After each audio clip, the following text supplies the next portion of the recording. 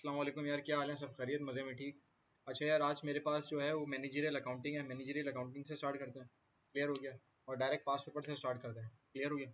अच्छा देखो, पास पेपर के अंदर मेरे पास जो सबसे इंपॉर्टेंट टॉपिक और जो बार बार रिपीट होने वाला टॉपिक है उससे स्टार्ट करते हैं, जो कि मेरे पास है डिसीजन मेकिंग। पहले मैं तुम्हें थोड़ा बहुत कॉन्सेप्ट देता हूँ डिसीजन मेकिंग का क्या होता है।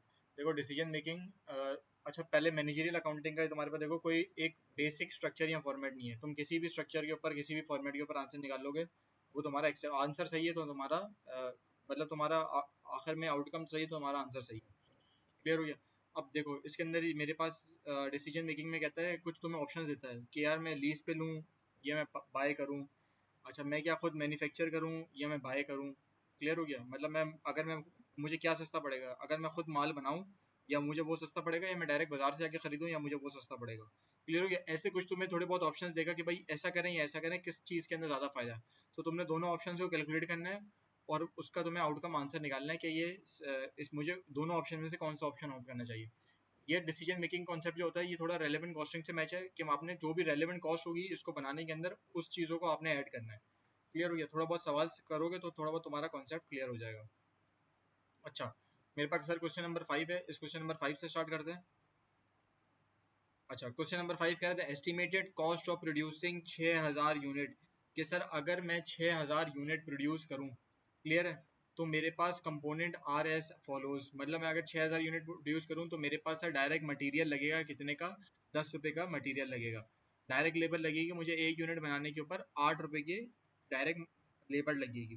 क्लियर हो गया? अप्लाइड वेरिएबल फैक्ट्री ओवरहेड, मतलब सर मेरे पास वेरिएबल फैक्ट्री ओवरहेड, एक यूनिट प्रोड्यूस करोगे तो 1 रुपये, 2 यूनिट प्रोड्यूस करोगे तो 2 रुपये।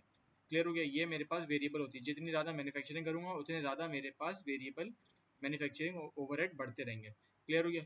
ये है मेरे पास कितनी 54,000 की। उसके बाद ये कह रहा है कि फिक्स फैक्ट्री ओवरहेड, ये वो ओवरहेड है कि मैं एक यूनिट प्रोड्यूस करूँ या मैं कुछ कोई भी यूनिट प्रोड्यूस नहीं करूँ, ये मेरे पास फिक्स कॉस्ट रिमेन कांस्टेंट ही रहेगी। उसके बाद यह कह रहा है कि मेरे पास 1.5 पर डायरेक्ट लेबर डॉलर में लग रही है, मतलब ये मेरे पास 1.5 पर डॉलर मेरे पास लेबर लग रही है एक यूनिट को प्रोड्यूस करने के ऊपर। उसके बाद ये कह रहा है कि the same component can be purchase from the market at a price of ₹29 per unit. मतलब सर अगर मैं सारे यूनिट्स को प्रोड्यूस कर रहा हूँ, अगर मैं मैन्युफैक्चर कर रहा हूँ तो मेरे पास क्या लिख रही है? 39 पर यूनिट तो मैं मैन्युफैक्चरिंग हो रही है। और अगर मैं तुम डायरेक्ट जाके बाजार से खरीद रहे हो तो तुम्हें कितने का पड़ रहा है? 29 रुपये का पड़ रहा है। क्लियर हो गया? अगर कंपेरेटिवली यहाँ से सवाल को देखा जाए तो तुम्हें क्या सस्ता पड़ रहा है, कि अगर खुद बनाओगे तब सस्ता पड़ रहा है या बाजार से खरीदोगे तब सस्ता पड़ रहा है। अगर यहीं से मैं सवाल रीड कर रहा हूँ तो मुझे नजर आ रहा है कि भाई अगर मैं खुद मैन्युफैक्चर करूंगा तो मुझे 39 का पड़ रहा है, लेकिन अगर सर मैं अगर उसको डायरेक्ट बाजार से जाके पर यूनिट खरीदूंगा तो मुझे 29 का पड़ रहा है। तो फायदा क्या है कि मुझे उसको बनाने की, देखो काफी चीजें इस तरीके हो सकती है फैक्ट्री के अंदर।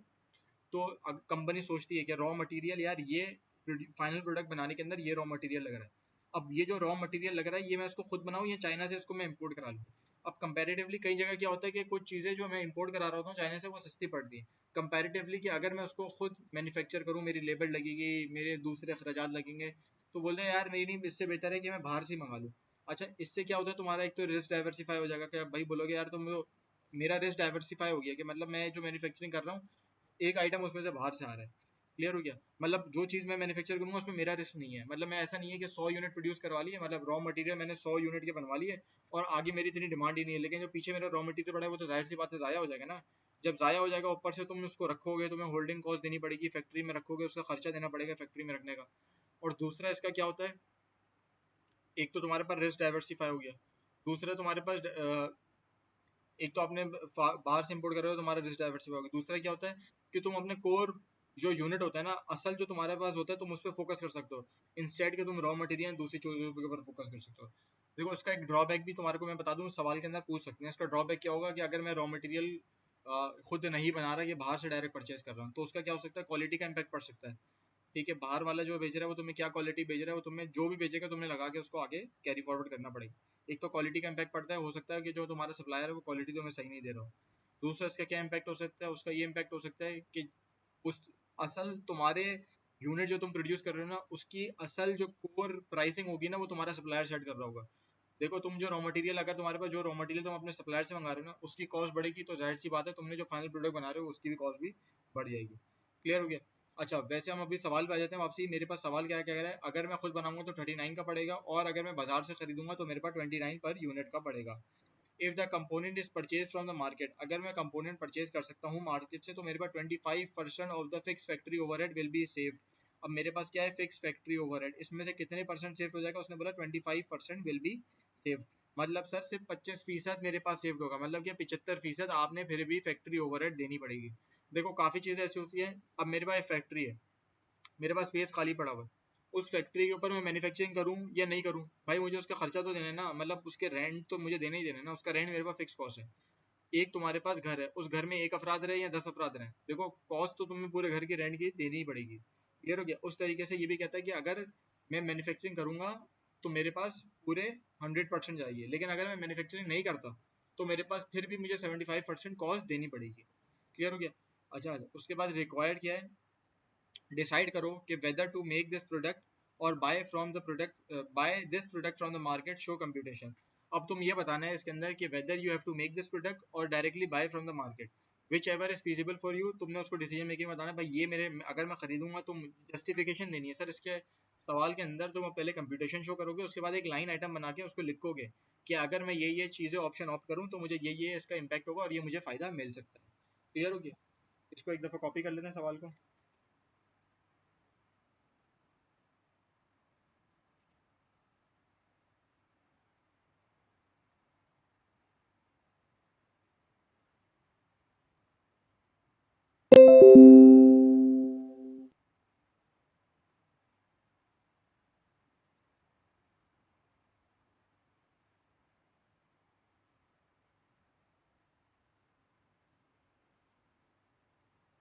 देखो भाई ये मैं लिख देता हूँ, option number, option number sir ये मेरे पास क्या आ गया, मेरे पास 1 आ गया। क्लियर हो गया। और यही कंपैरेटिवली मैंने क्या लिख दिया, ऑप्शन नंबर, मेरे पास तुम्हारे पास क्या आ गया, ऑप्शन नंबर 2 आ गया। पहला ऑप्शन मैं सिंपल सा रखता हूँ भाई, पहले मैं बोल देता हूँ, पहले मेरे पास ऑप्शन क्या है कि मैं मेक करूंगा, खुद मैन्युफैक्चर करूंगा। मेक क्या है, मैं उसको खुद मैन्युफैक्चर कर रहा हूँ। क्लियर हो गया। और दूसरा तुम्हारे पास ऑप्शन क्या हो गया, मैं उसको डायरेक्टली बाय कर रहा हूँ आउटसाइड। मतलब क्या, कोई भी लिख दो यार, मेक और बाय, मतलब इसको, इसका कॉन्सेप्ट होता है डिसीजन मेकिंग, मेक और बाय। तो मैं तुम्हें यहाँ पे थोड़ा बहुत तुम्हारे लिए लिख देता हूँ आउटसाइड। अच्छा आउटसाइड आ गया।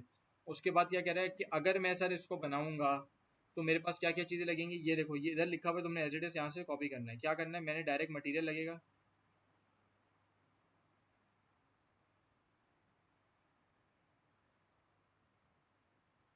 यहाँ पे मैं लिख दिया क्या चीज, सर मेरे पास डायरेक्ट मटेरियल लग रहा है, और क्या लग रहा है,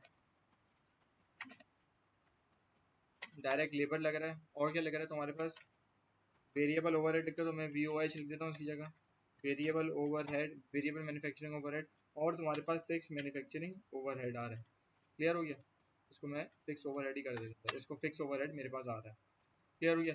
अगर देखो तुम इसको मैन्युफैक्चर कर रहे हो, 6000 यूनिट प्रोड्यूस करोगे, 10 रुपए का एक यूनिट है, तो मैं डायरेक्टली इसको कॉस्ट के ऊपर रखता हूँ, सही है ना।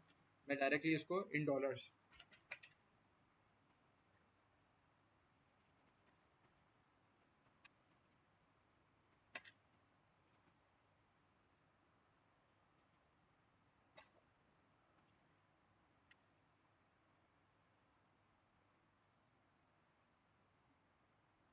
मतलब सर मैं जो भी प्राइस ले रहा हूँ डायरेक्ट इन कॉस्ट ले रहा हूँ।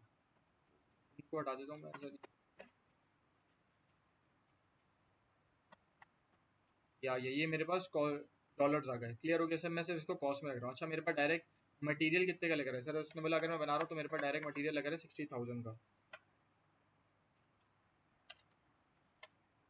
सर अगर मैं बना रहा हूँ तो मेरे पास डायरेक्ट मटेरियल लग रहा है कितने का, 60,000 का। मेरे पास वेरिएबल, मेरे पास डायरेक्ट लेबर कितनी लग रही है सर, उसने बोला 48,000 की आपके पास डायरेक्ट लेबर लग रही है। मेरे पास वेरिएबल ओवरहेड कितने लग रहे हैं, उसने बोला 54,000 की आपके पास वेरिएबल ओवरहेड लग रहा है। और उसने बोला फिक्स फैक्ट्री ओवरहेड आपके पास कितने के लग रहे हैं, उसने बोला 72,000 के आपके पास फिक्स फैक्ट्री ओवरहेड लग रहे हैं। क्लियर हो गया। सारी कॉस्ट मैंने कंपाइल कर दी, मैंने इन सबका टोटल लिया, तो मेरे पास आ रहा है 234,000। क्लियर हो गया सर, मेरे पास कितना आ रहा है, 234,000। अच्छा अगर ये मेरे पास वो कॉस्ट है जो कि सर मैं अगर बनाऊंगा तो मेरे पास ये वाली कॉस्ट लगेगी। अगर मैं सर इसको मैन्युफैक्चर कर रहा हूँ तो मेरे पास 234,000 इसकी कॉस्ट लग रही है। अच्छा दूसरा, अगर मैं ऑप्शन नंबर 2 पे जा रहा हूँ, क्या सर ऑप्शन नंबर 2, इधर मैं थोड़ा सा गैप दे देता हूँ ताकि इजी हो जाए। सर अगर मैं अब जा रहा हूँ दूसरे नंबर ऑप्शन नंबर 2 के ऊपर, ऑप्शन नंबर 2 क्या कह रहा है मेरे पास, सर मैं इसको directly purchase from the market कर रहा हूँ। क्या कर रहा हूँ, परचेज फ्रॉम मार्केट। अब मैं सर उसको डायरेक्टली क्या कर रहा हूँ, परचेज कर रहा हूँ मार्केट से। अब मैं जब उसको डायरेक्टली परचेज कर रहा हूँ मार्केट से, तो मेरे पास कितने का खरीदा जा रहा है, ये मेरे पास 29 रुपये का खरीदा जा रहा है। 29 रुपये, मुझे कितने यूनिट खरीदना है, मुझे 6000 यूनिट खरीदने हैं। क्लियर हो गया। तो मेरे को क्या कॉस्ट बन गई, इज इक्वल टू मेरे पास 29 मल्टीप्लाई बाय 6000 मैंने किया, क्या किया, मेरे पास आ गए। अगर मैं बाहर से ये यूनिट खरीदूं तो मेरे पास लगेगी कितनी, 174,000 लगेगी। दूसरा क्या कहता है, फिक्स फैक्ट्री ओवरहेड। अब मुझे ऊपर से यहाँ पे फिक्स फैक्ट्री ओवरहेड, अब ये कह रहे हैं तुम्हारे पास फिक्स फैक्ट्री ओवरहेड लगेंगे कितने, only 25% of the fix factory overhead will be saved. सिर्फ तुम्हारे पास सर सवाल में मेंशन दिया हुआ है कि सिर्फ 25% फैक्ट्री ओवरहेड तुम्हारे सेव होंगे। मतलब सर अगर 25% मेरे फैक्ट्री ओवरहेड सेव होंगे तो मतलब मैंने 75% तो देने होंगे ना। तो मैंने सिंपली क्या करता हूँ, मेरे पास फैक्ट्री ओवरहेड कितने थे, फिक्स फैक्ट्री ओवरहेड कितने, 72,000 थे। इस 72,000 का मैं 75% लेता हूँ। तो मेरे पास कितने आए थे सर, इस 72 का 75% ले रहा हूँ। तो मेरे पास यहाँ पे क्या लिया, 72,000। इसका मैंने क्या लिया, उसने बोला 75% लिया। सर जब इसका मैंने 75% लिया तो मेरे पास क्या आ गया,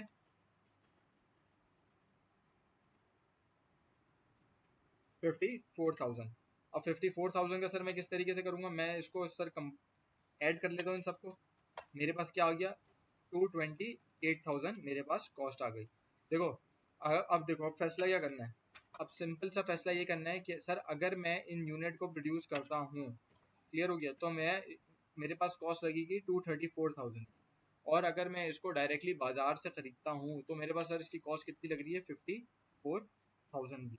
अब तुम्हें सिंपली ये सवाल को देखने से ही समझ आ रहा था कि भाई क्या ऑप्शन ऑप्ट करना है, लेकिन इसकी कंप्यूटेशन तुम्हें ज़्यादा दिखानी है। अब तुम यहाँ पे लिखोगे, if we of the option number, if you opt the option number 2, buy from to buy from outside, it will